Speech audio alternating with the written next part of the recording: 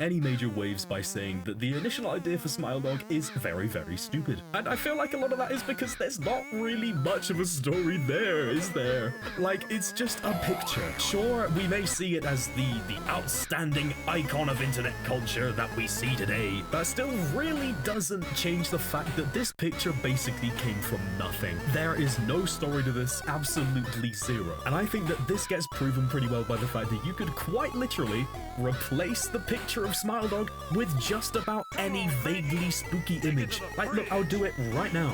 Now, if you're reading this email, it's already too late for you. You've seen my image, and now you must submit to my will. My name is the Evil Spoon Man, and if you don't share this picture to that one university group chat that got created at the beginning of the year and then never got used ever again because everyone in it was just kind of weird, then I am going to spoon you! I don't think that's the best example, but I guess you kind of see my point, at least a little bit, right? Surely. Smile Dog basically earned its popularity because it was one of the very first cursed internet images ever. The format in which people actually came across it was, it makes sense that this is the one that was like, spread around, because it was just, like, you need to share this with a bunch of guys, otherwise you'll get jumped by a million ghosts in the night. And especially because chainmail like this went round rampant on Gmail. Because, I don't know, like Tony from accounting is gonna open his Gmail one day, looking for a way to renew his son Tiny Mike's library card, and then, like, there's this demon dog from hell telling him that he's gonna die if he doesn't share this with his co-workers. Like Tiny Mike's library card suddenly becomes kind of like a little bit of a less priority thing when you've got like demons crawling out of hell out of this weird plastic box that you basically still don't know what it is because they just got a load of these in at work and it's 2006. Like, it really surprised me just how old this thing is. Now, this damn like spooky ass dog has been around longer than my application for an autism diagnosis has been on the waiting list. And it's that fact, the fact that it's been around for that long a time with zero story behind it, from just chainmail. It's invited an evolving internet to write stories about it. In varying quality, that has an upward trend. Starts not so gracefully at what I would say is a very low point, personally speaking, which is why if you'd grant me this, I would love to read you the very first, it's probably not the very first, the earliest version of Smile Dog that I could find. Because there's gonna be some dude with an even older version of it that's gonna be really mad at me in the comments. It'll only take a few minutes. If you already know it and you want to skip it, just go to the timestamp here. I will be giving my critiques and my critiques afterwards. But if you want to hear me do a really bad impression of being scary, or you just want a refresher, then let's dig into the internet legend of Smile Dog. I can't fucking take this shit seriously. You've all heard of Smile Dog, right? That terrifying picture of a husky smiling in a demonic way. Yeah, that one. Well, I was looking at internet memes and scary stories a few months ago, and I stumbled across an urban legends video that I found intriguing. It just told us a few basic facts about spontaneous human combustion and sleep paralysis. The video also contained a couple screamers just to kill the mood. The end story was of Smile Dog. It simply presented the picture and told the viewer the legend. I researched a little bit more and I found it to be terrifying, but cool. I began talking about it to my friends in school. And the next day, it kind of turned into something of a common interest. People would often use it jokingly, like in a history lesson. Our teacher told us that he collapsed on the floor. My friend leaned towards me and said, I guess Smile Dog got him. And it would often make us laugh. We then found other stories such as Red Mist or Squidward's suicide. I forgot that was a thing, I'll be completely real. That's not a thing. I forget that was a fucking thing. Oh my god. Okay, and Candle Cove. I need to give this thing the best presentation I can, but I can't have them talking about fucking Squidward's suicide, dude. And we dropped the subject of Smile Dog for a while after that. In our school, we often talked to this boy. His name was Michael. He was a strange kid. He never spoke to us, and he would often keep to himself. We had no idea where he'd be at lunchtimes. He wouldn't be hanging out with us, but we found it to be not of our concern. He'd often leave lessons early to visit a hospital. He was a rather sickly child. He'd only ever told me of a few of his afflictions, the most notable being epilepsy and schizophrenia. He would never show signs though. If we mentioned them, he'd often just laugh them off and dismiss it. He approached me one day and inquired about Smile. I replied, "Oh, that thing? Oh, it's obviously fake. Smile Dog, added by Smile the Dog." "Well, can I see it?" he said. I didn't save it or anything. But just look it up, okay? Okay, pause for a second. I genuinely didn't know how to like do that discussion there, like how to actually read it out. I don't know if I'm just stupid or if this is formatted really badly. It could be either way. It doesn't say who's saying what or anything. But yeah, I tried my best. Okay, back to it. Sorry about that. I was busy with homework at the time, and when people try to talk to me, I'm rather irritable. He walked off without looking back. I didn't see Michael the next day. He was supposed to be in a few of our lessons, but he just wasn't there. Nobody, not even the teachers, knew where he was. It was after our first lesson I was called into the headmaster's office. The headmaster sat me down in front of the desk and he told me, "Your friend Michael has been instated into a psychiatric hospital. Apparently he saw something scary and he keeps having visions of it. Do you have any idea what that might be?" "Yes, sir." The headmaster immediately brought up his computer, and I was faced with the Google search engine. I changed the search to images and I typed in Smile Dog. I showed the headmaster the full, unedited image of Smile Dog. He said, "Oh my," and told me that Michael wanted to see me. He immediately arranged transport to the psychiatric hospital. I entered the colossal building with the headmaster, where he was stopped by a doctor and said Michael only wants to see his friend, I'm afraid. The headmaster gave me a bewildered look, and I said, "That's fine. See you in a few minutes." I strolled down the large, intimidating corridor and reached room 204. The room had a padded wall and a light. No windows except a minuscule viewing slot through the door. I walked in and almost vomited. Michael was laying face down in the middle of the room, with his hands still gripped tight around his neck. He was dead. There was a hastily scrawled note left next to him. It was for me, Josh.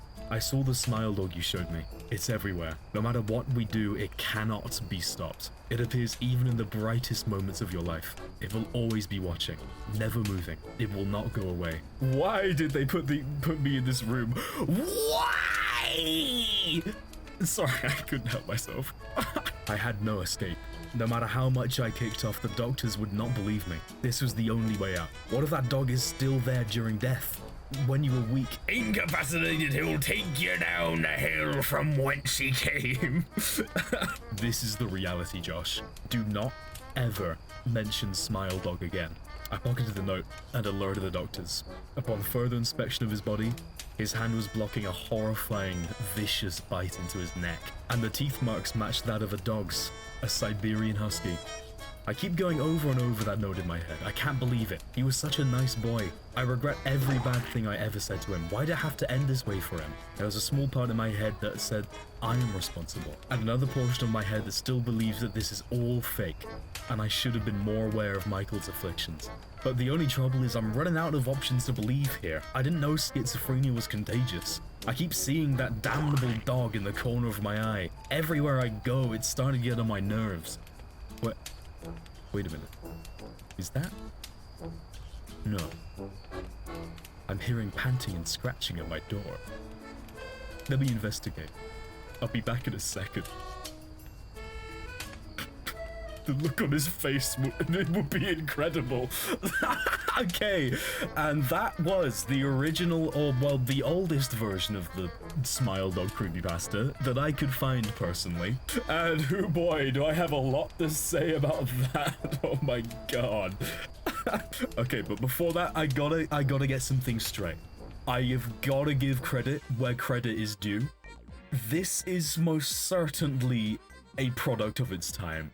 The earliest I could see for this was posted 13 years ago, and by no means do I hate this. This is the exact form of like ancient ass creepypasta that I absolutely love. It's so cheesy, it makes no sense if you think about it for like 2 seconds, And best of all, it is not even remotely close to being anything scary at all by today's standards. But before I tear into this, let's take a little look, right? How would this have done back in the day? Well, obviously very well, hence why we remember it at all. Back during an age when a lot of us were getting on the internet for the very first time, when all these concepts about people sending emails to each other was all fairly new, and with knowledge about online safety being much less in-depthly covered with the average Joe, the internet was like some strange, bizarre second world. And with a vague knowledge of dangerous links being sent in emails, a story like this just in the back of your mind could just be true. And this is the exact thing that makes me think that, this is the reason why the more horror media you consume, the more hardened you get to it, especially as you grow up. Because, think about back in the day, it's nighttime, you're sat in your first Minecraft base, you're hearing the monsters outside. Obviously nowadays we know it's nothing. You'd see a picture of Jeff the Killer for the first time. It would absolutely scare your nuts off. Either your parents or your mind would just tell you, the voice of logic is telling you, it's not real. Somebody's made this, someone's made this to scare someone on the internet. It's all technology. When you boil it down, it's made out of the same sticks and rocks that the rest of the world's made out of. But there's always that little tick in the back of your mind. And what it's saying is, what if? What if this is the time, this is the one thing that was real? What if this was your big mistake, taking this thing for granted? What if defeating all logic, defeating all reason, this picture was deadly, and there were forces at play here so powerful that even just a glance, you don't even need to realize it's there, is enough to seal your fate. And even then, once you've seen it, you're one of the lucky ones. Maybe. If you call it lucky, you know what's gonna happen. Most people exposed to this wouldn't know anything. They've not read the stories, they've not heard about it. They've just met a very sudden, painful end due to forces way out of their control. And if you're young and naive and you fully believe the story completely, it leaves you in that beautiful, terrifying unknown for a bit. You've seen the picture, and you're just waiting. You can't unsee it. Your agency in this interaction has been removed. Either this thing is not real, or it's won already. And during those anxious hours, waiting to find out which way the scales tip, you are at this thing's mercy, whether or not it's real. And this is why I hold so much respect for the old creepypastas. This big unknown, this fear that you cannot get from any other time, is something that as a horror creator, I think you have to respect, at least a little bit. But at the same time, I think we can all agree that the writing here is absolutely turbo balls. Oh my god, it is so ass. I would be lying if I said that I wasn't trying to not laugh during most of the reading of that, and I feel like you could probably tell. I know, everything down to the beginning line, you've all heard of Smile Dog, right? Yeah. That terrifying picture of a husky smiling in a demonic way. Yeah, that one. And I bet you're wondering how I got in this situation. Oh my god, it's so corny. I really like the bit where he's telling us about how casually, I'm watching videos about spontaneous human combustion and sleep paralysis. And, they spoiled the mood a bit by adding screamers, Sometimes I light my own farts on fire just to feel something. I'm a twisted psychopath. And also this bit in the middle with the, dialogue between Michael and the, other guy. What am I supposed to be able to get from this? What does Smile Dog added by Smile the Dog mean? What does that actually mean? Is the dog called, is it a user called Smile? Or are they making a joke oh yeah, Smile Dog, uploaded by Smile the Dog? Or is this actually another character called Smile that we don't hear anything about? What is going on here? Are they just saying that the dog is just called Smile? I wasn't under that assumption, but he might be. And then a couple paragraphs later, they tell us about how none of the teachers know where Michael is. And then in the, I shit you not, in the next paragraph, they suddenly do. They just become aware. And they even say during the next period, he was called into the principal's office to get told where they were. Now, like, I don't know a huge amount about like professionality about stuff like this, but I really don't think it would be within the teachers or like the school's best interest to lie about at least knowing where these kids' friend is. Because surely they could just say, oh yeah, he's I don't know, he's somewhere, it's private. They don't need to lie and say, yeah, we've got no clue, when they very much do. And considering it is said that the teachers say that none of them know where he is, implies that the kids asked and are worried about this guy. And the teachers are just straight lying about it. Like, oh yeah, we don't know where this guy is. We're really worried about him. We have absolutely no clue. And do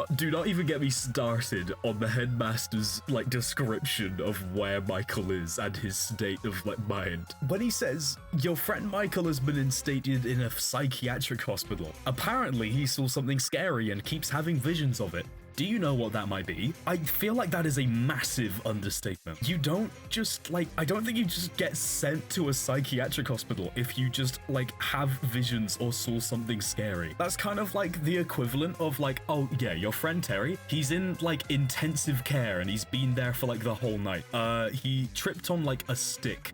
Did you know anything about this? Like, the only remotely concerning thing in that description the teacher gave was the visions. And a lot of the time, you can just go to the doctors and ask about that if you're, like, seeing some weird stuff. It might be some, like, chemical imbalance. I don't know, if you had, like, a weird lucid dream or something, there was a weird, like, fucked up dog in the corner. It could be because you ate some like off bread. And yes, obviously we know it was way worse, but why on earth would everybody just withhold the information about how bad it was until this kid is literally looking at his body on the floor in the most gruesome way ever that makes him want to vomit? And, you know, I'm not an expert, but surely they would check on this guy before sending in a random kid to talk to him in a room with no windows and apparently no cameras or anything. Wait, no, that's not even true. There is a window. They say there's literally a window in the door, and he comments on it, and he doesn't look through it. And when he walks in, and he sees the dead body in the floor, and he sees the note next to it, instead of immediately screaming, oh my god, he's dead, or he might be dead, he needs help immediately, he goes over and he reads the lovely bit of literature he's made for him. And before I talk about this story's redemption in more recent years, relatively, the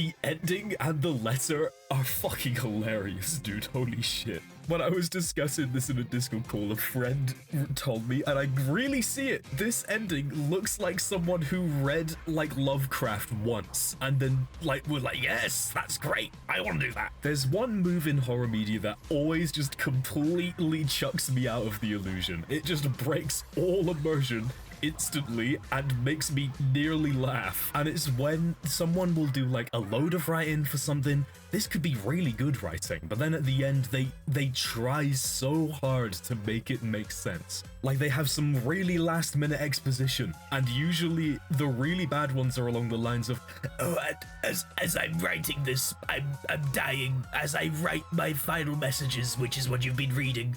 In my own blood, I can only pray that somebody picks up this story and uploads my last message to the Something Awful forums. Please, I beg, I pray. Oh, no, I think my time's out. The dingle monster, it's coming, it's coming, I can hear it. My name is Professor Researcher Admiral General Professor John Stevenson, and as I write down the horrifying scene before me, a man who's written 15 paragraphs of literature on a cave wall, I can only sit here and wonder, what happened to this man? Perhaps we will never know, but I can at least, from one man to another, fulfill his final request. I looked up a Something Awful forum, and this is how I find you, writing this message now. I'm stood here, in this cave, completely unarmed, typing on my phone, and I have been for the past half an hour. What is this? I hear a sound. Oh, it's probably just a squirrel. End log, fucking, I don't know. But like, do I even need to say anything? This is exactly what this ending is. I nearly pissed myself reading this shit. And it's one of the reasons why I find the creepypasta format kind of inherently funny. Because everyone who writes them, they've gotta like, they always end up trying to stay in character. So like, they're someone reporting something. And that limits it so much to the point where like, people want to write like some really cool horror stuff, and then they just tack on at the end like them saying, yeah, I'm writing this, does anybody know anything about it? And obviously you can do this to really good effect. It has been done well, it can be done well, but when you just tack it on the end for the sake of staying in character and to like, I don't know, have some shock ending, it just it completely falls flat and shreds any immersion it had previously earned. Because the idea of the main character of this story dead ass writing ... and after everything that he's literally just told us about is so casual about there being husky sounds and scratching at his door. Like, alright, he's just gonna mute and deafen on Discord call. Yeah, alright, I'm getting jumped by Smile Dog. I'll be right back, guys, hold on. Okay, as much as I am, like, brutally ripping into this, I do actually have some pretty good things to say about the old age of Smile Dog before we move on. Like, one of the original concept's strongest features is the actual contents of the picture itself. Because it would have been so easy to just make the picture, spooky woods at night and weird generic horror creature in the middle of it that looks like a man crossed with like a plucked chicken, you know the kind? The thought of a regular human dog with strangely human teeth paints a rather unsettling picture. Because like, surely there's going to be some symbolism behind that, right? Obviously. Like, where this thing would have canines and fangs it would use to tear into random animals in the forest. It's got a human mouth, and this thing's hunting method, instead of attacking animals, is through the spread of information. I think that's some really interesting symbolism, and I would love to know how far that actually goes back. It ties in really well with what would become its famous catchphrase, spread the word, and it's something that I think it ties in much better to the more later versions of Smile Dog. Which is, after all that, what I'm moving on to now. Smile Dog, as the title of this video says, had one hell of a comeback. One of the things I like the most about the format of creepypastas as a whole is the fact that they evolve over time. They start off as such humble and corny and cheesy beginnings, and then they become so ingrained as these horror stories told around campfires on the internet that people take them and they cite the criticisms like the ones that I have, and then they recreate it themselves. Which is why, if you do me the honors, I would absolutely love to read you the new, up-to-date, much better, literally this, but like minus all the bad stuff and plus all the really cool stuff and keeping all the actually cool original ideas, the up-to-date version of Smile Dog.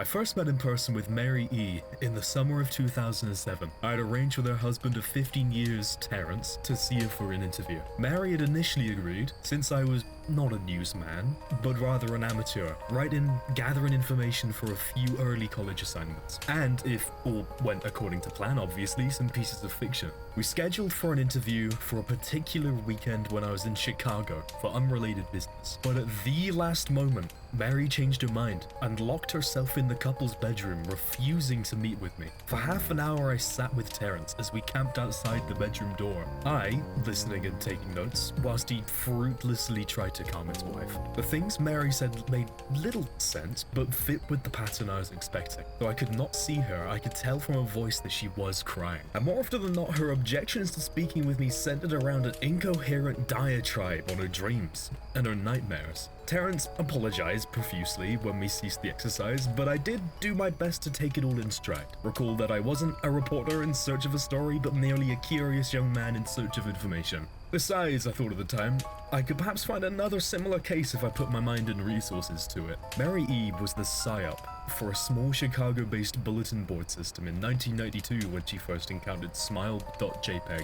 And her life changed forever. She and Terrence had been married only for 5 months. Mary was one of an estimated 400 people who saw the image when it was posted as a hyperlink on the BBS. though she is the only one who has spoken openly about the experience. The rest have remained anonymous, or are perhaps dead. In 2005, when I was only in 10th grade, smile.jpg was first brought to my attention by my burgeoning interest in web-based phenomena. Mary was the most often cited victim of what is sometimes referred to as smile.dog. The being smile.jpg is reputed to display, and what caught my interest, other than the obvious macabre elements of the cyber legend, was the sheer lack of information, usually to the point that people don't even believe it exists, other than as a rumor or a hoax. It is unique, because though the entire phenomenon centers on a single picture file, that file is nowhere to be found on the internet. Certainly many photo-manipulated simulacra litter the web, showing up with the most frequency on sites such as Image Board, 4chan, particularly the X-focused paranormal subboard. It is largely believed that these are fakes, because they do not have the effect the true smile.jpg is believed to have, namely sudden onset temporal lobe epilepsy and acute anxiety. The purported reaction in the viewer is one of the reasons why the phantom-like smile.jpg is regarded with such disdain, since it is patently absurd. Though, depending on whom you ask, the reluctance to acknowledge smile.jpg's existence might just be as much out of fear as it is disbelief. Neither smile.jpg nor smile.dog is mentioned anywhere on Wikipedia, though the website features articles on such other, perhaps even more scandalous shock sites, such as hello.jpg or 2 Girls 1 Cup. Any attempt to create a page pertaining to smile.jpg is similarly deleted by any of the encyclopedia's many admins. Encounters with smile.jpg are the stuff of internet legend. Mary E's story is not unique. There are unverified rumors of smile.jpg showing up in the early days of Usenet, and even one persistent tale that in 2002, a hacker flooded the forums of humor and satire website Something Awful with a deluge of smile dog pictures, rendering almost half the forum's users at the time epileptic. It is also said that in the mid to late 90s that smile.jpg circulated on Usenet as an attachment of a chain email with the subject line, "Smile, God loves you." Yet, despite the huge exposure these stunts would generate, there are very few people who admit to having experienced any of them, and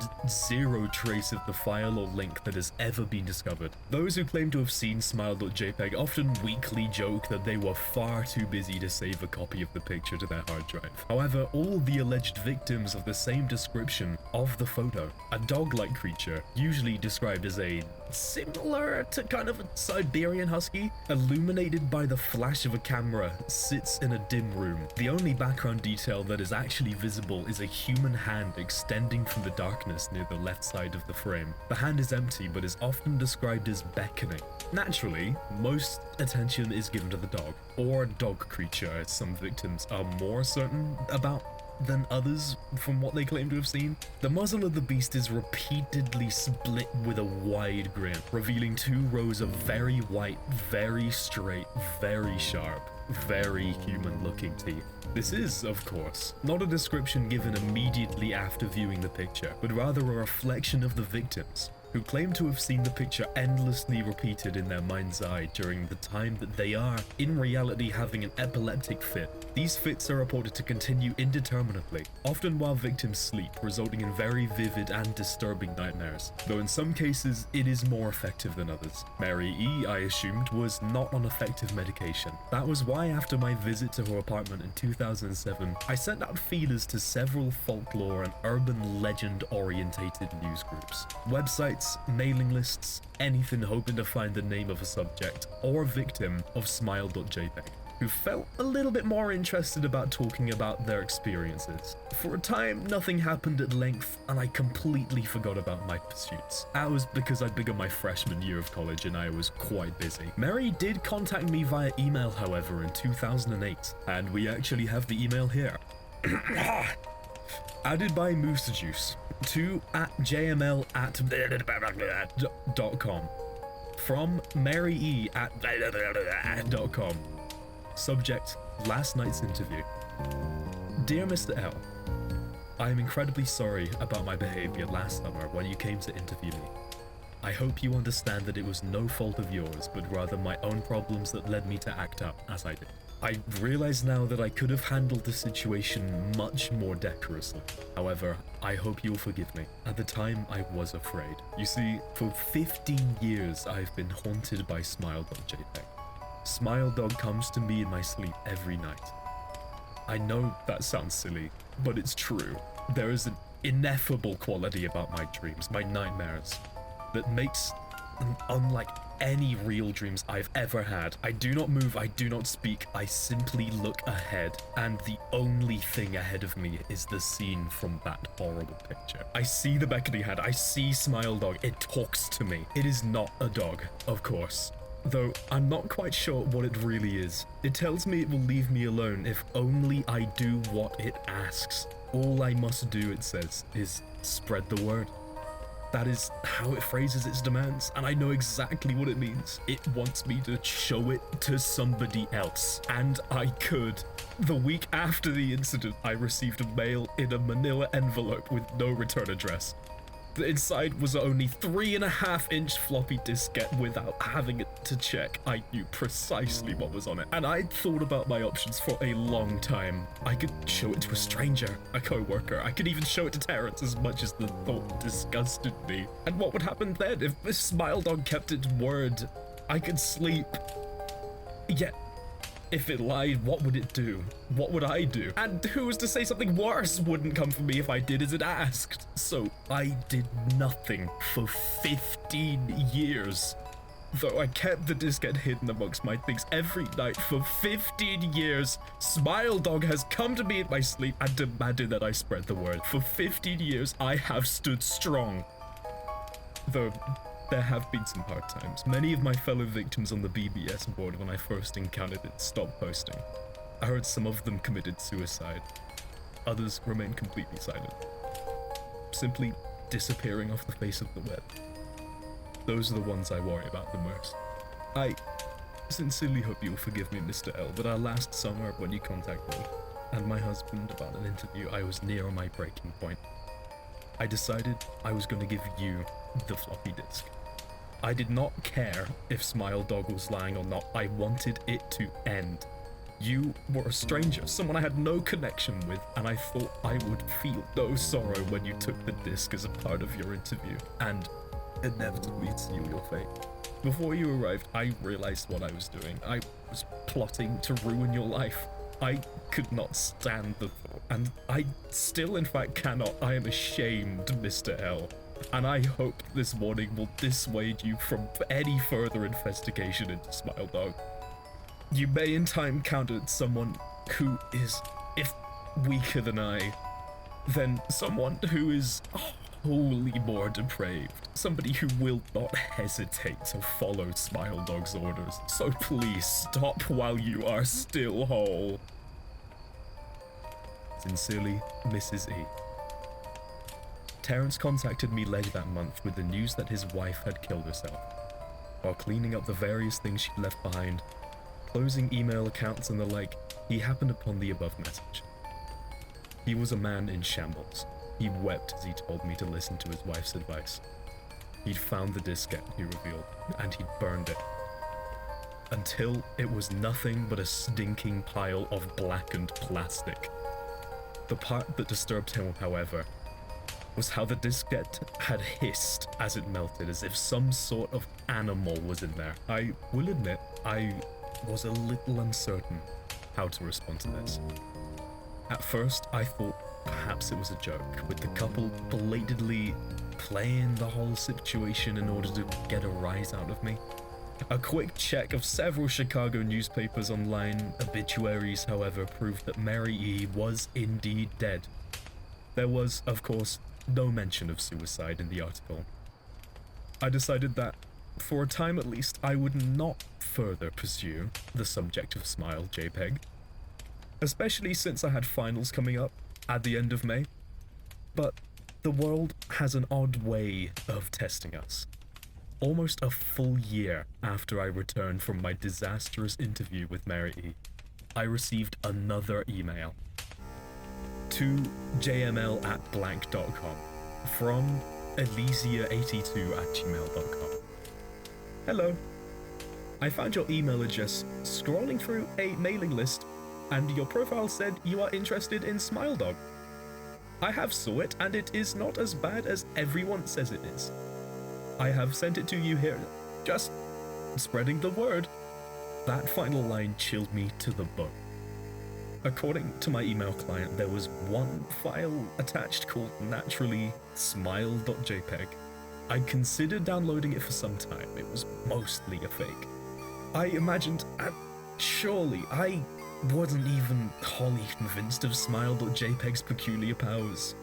Mary E's account had shaken me, yes, but she was probably mentally unbalanced anyway. After all, how could a single image do what smile.jpg had said to accomplish? What kind of creature was it that could break one's mind with only the power of the eye? And if such things were patently absurd, then why did the legend exist at all? If I downloaded the image, if I looked at it, and if Mary turned out to be correct, if Smile Dog came to me in my dreams demanding that I spread the word, what would I do?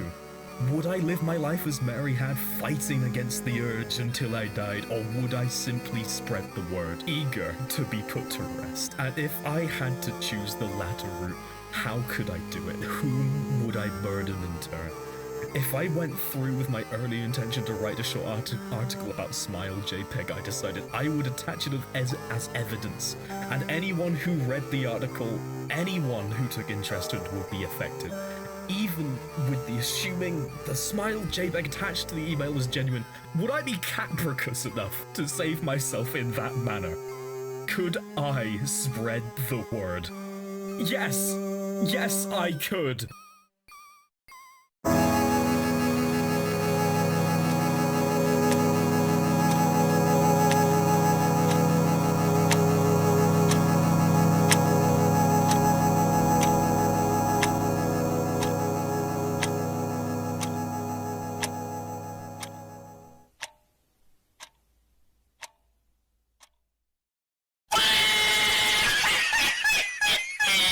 I'm just fucking with you. I don't need to tell you that this is way better than the original. Like, holy shit.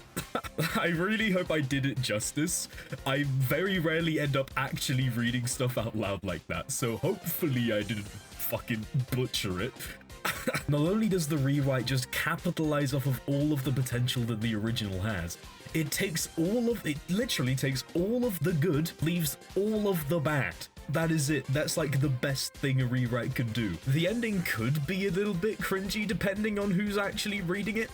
That's why I tried my best to actually exaggerate it, because if you're just reading the text, then it's a little bit lame. But apart from that, I think it does a much better job of bringing the story of Smile Dog kind of out of the article and into the real world a bit. Even though the grand old year of 2025 to whenever this thing was originally written is a lot more wizened, a much more hardened internet. I think this story does a really good job of bringing it into the newer age. It's not trying to be some random like account that's made by some dude about like a creepy thing that happened to him and then he tries to infect you with it at the end. This story makes clear that it is set in some form of alternate timeline where like we know, for example, if we look up Smile Dog, there is an entry for it in Wikipedia, even though our narrator tells us there isn't.